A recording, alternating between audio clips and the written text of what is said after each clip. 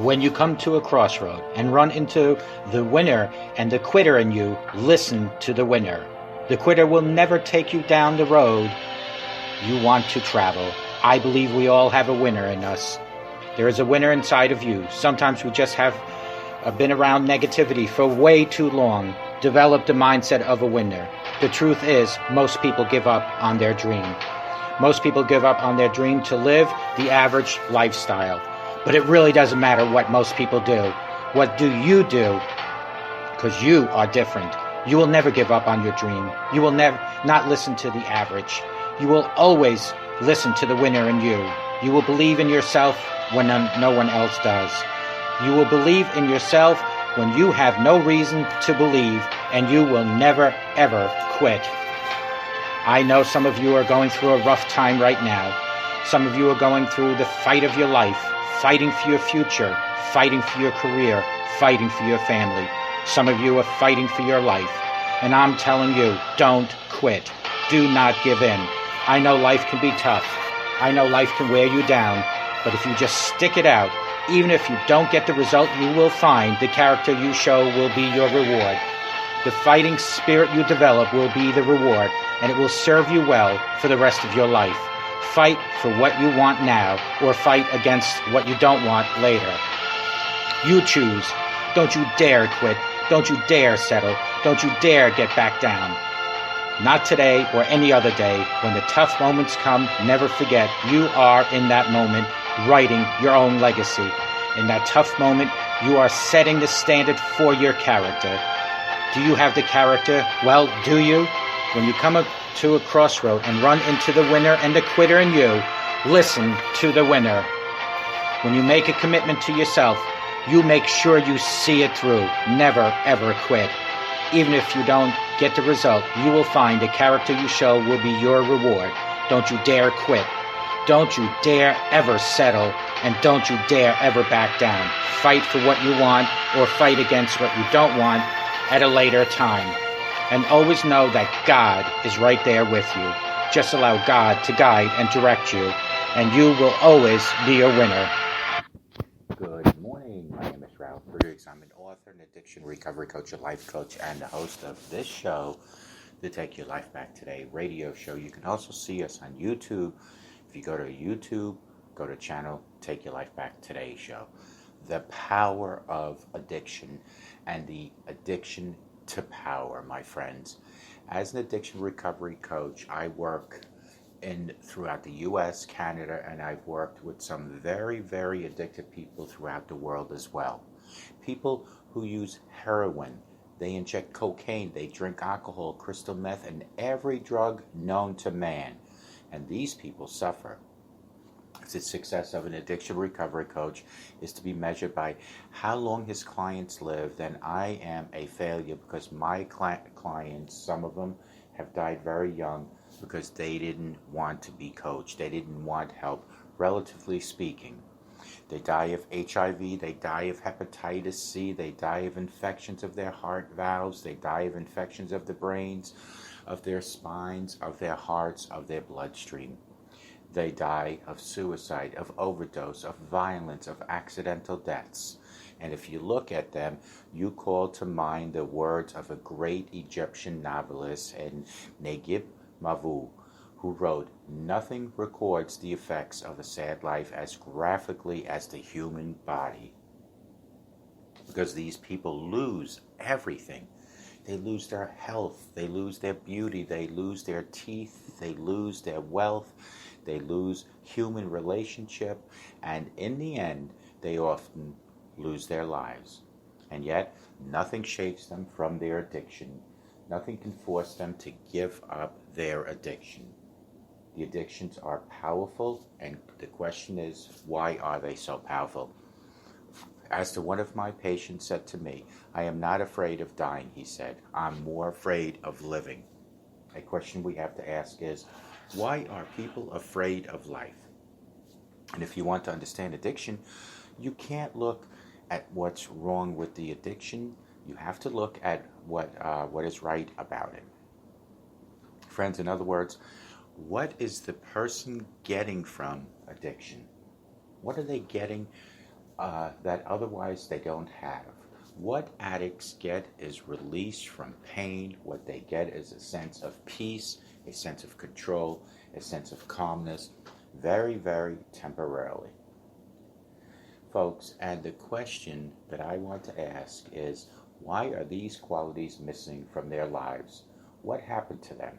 Now, if you look at drugs like heroin, morphine, like codeine, if you look at cocaine, if you look at alcohol, these are all painkillers. In one way or another, they all soothe pain. And thus, the real question in addiction is, why the addiction but why the pain? My definition of addiction is any behavior that gives you temporary relief, temporary pleasure, but in the long term causes harm, has some negative consequences, and you can't give it up despite those negative consequences, my friends. And from that perspective, you can understand that there are many, many addictions. Yes, there is the addiction to drugs, but there is also the addiction to consumerism. There is the addiction to sex, to the internet, to shopping, to food. The Buddhists have this idea of hungry ghosts. The hungry ghosts are these creatures with large empty bellies and small scrawny necks and tiny little mouths, so they can never get enough. They can never fill their emptiness on the inside. And we all hungry ghosts in society. We all have the emptiness, and so many of us are trying to fill that emptiness from the outside, and addiction is all about trying to fill that emptiness from the outside, my friends. Now, if you want to ask the question of why people are in pain, you can't look at their genetics. You have to look at their lives. And in the case of my clients, my highly addicted clients, it's very clear why they are in pain. Because they have been abused all of their lives. They began life as abused children. All of the women I have worked with over 6-7 years, hundreds of them, they have all been sexually abused as children. And the men have been traumatized as well. The men had been sexually abused, neglected, physically abused, abandoned, and emotionally over and over again. And that's why the pain. And there's something else here too. The human brain itself develops an interaction with the environment. It's not genetically programmed to. The kind of environment that a child has will actually shape the development of the brain. Now, I can tell you about 2 experiences with mice that I know about. You take a little mouse and you put food in its mouth, and he'll eat and enjoy it and swallow it. But if you put the food down a few inches away from this nose, from the mouse's nose, he will not move to eat it. He will actually starve to death rather than eat that. Why, you might ask? Because genetically, they knocked out the receptors for the chemical in the brain called dopamine. Dopamine is an incentive and a motivation chemical. Dopamine flows whenever we are motivated, excited, vital, vibrant, curious about something, whether seeking food or sexual partner.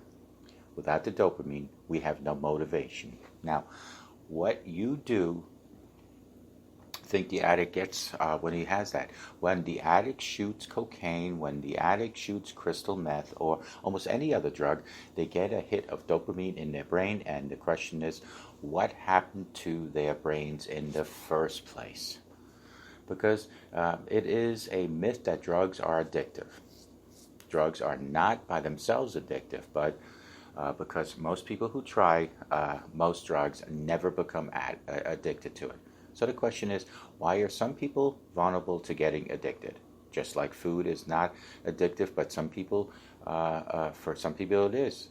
Shopping is not addictive, but for some people it is. Television is not addictive, but for some people it is. So the question is, why? The accessibility.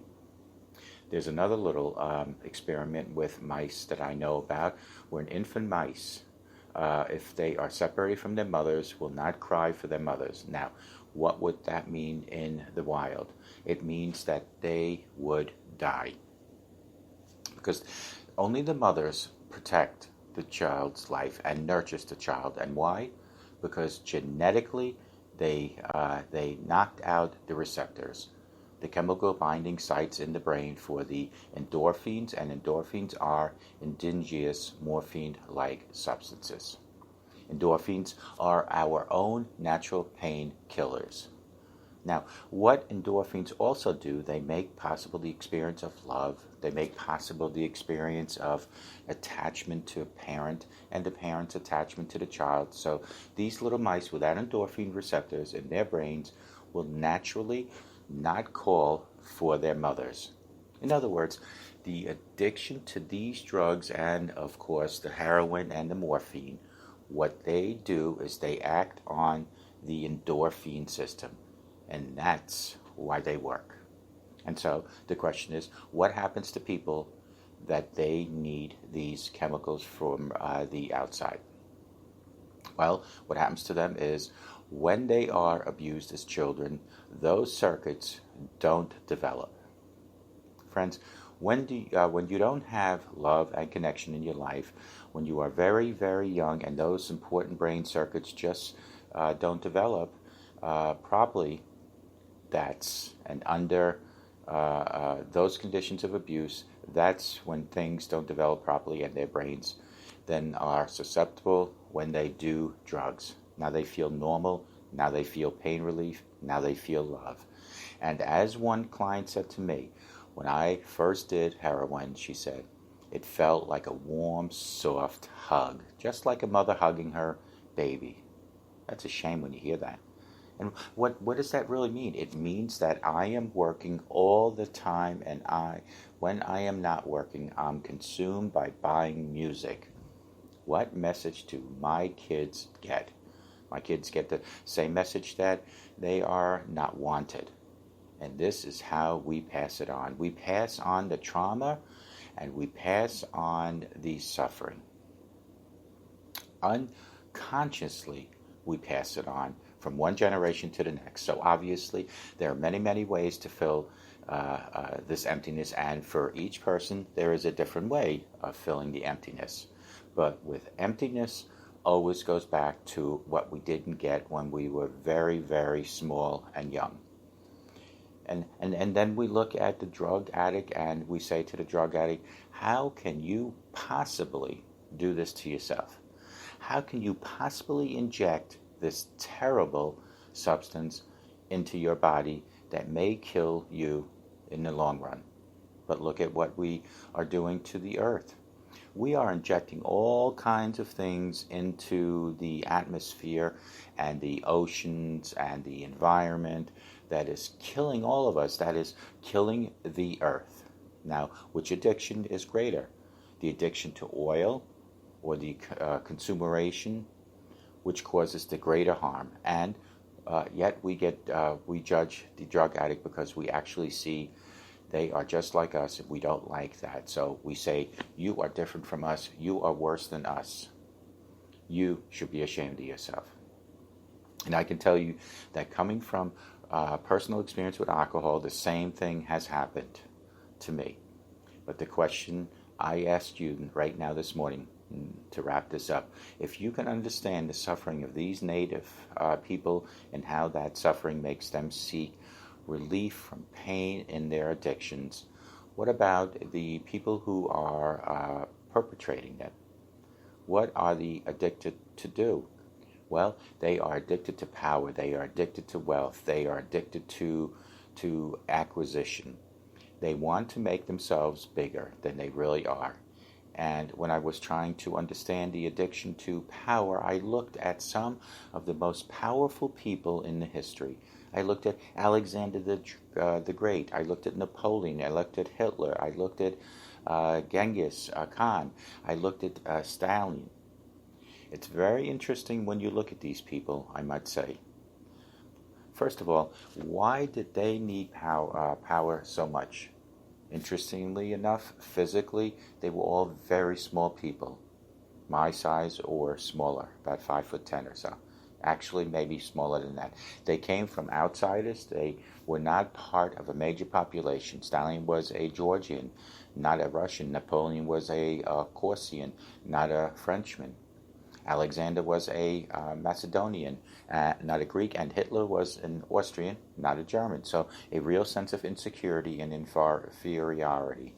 And they needed power to feel okay in themselves, to make themselves feel bigger, and in order to get that power, they were quite willing to fight wars and to kill a lot of people just to maintain that power. I'm not saying that only small people can be power hungry, but it is interesting to look at these examples, isn't it? I mean, you heard what I just had to say, because power, the addiction to power, is always about the emptiness that we try to feel from outside. And Napoleon, even in exile on the island of St. Helena, after he lost his power, he said, "I love power, I love power." He couldn't think of himself without power. He had no sense of himself without being powerful externally. And that's very interesting when you compare it to the people like the Buddha or Jesus.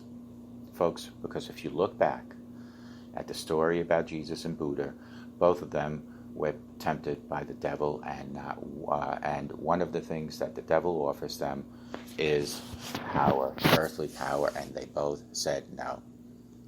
Now, why did they say no? Is because they were loved when they were younger. I'm going to wrap this up right now, but I will tell you this. We, as parents and grandparents, set the example that starts at home for our children and grandchildren. Role model. Let's teach our children to be soft on the inside, but yet to be prepared for the world. May God bless each and every one. Call me at 844-405-HELP. Together, we can help each other take our lives back. And together, we need to love our children and our grandchildren. Have a great day. We will talk to you tomorrow. And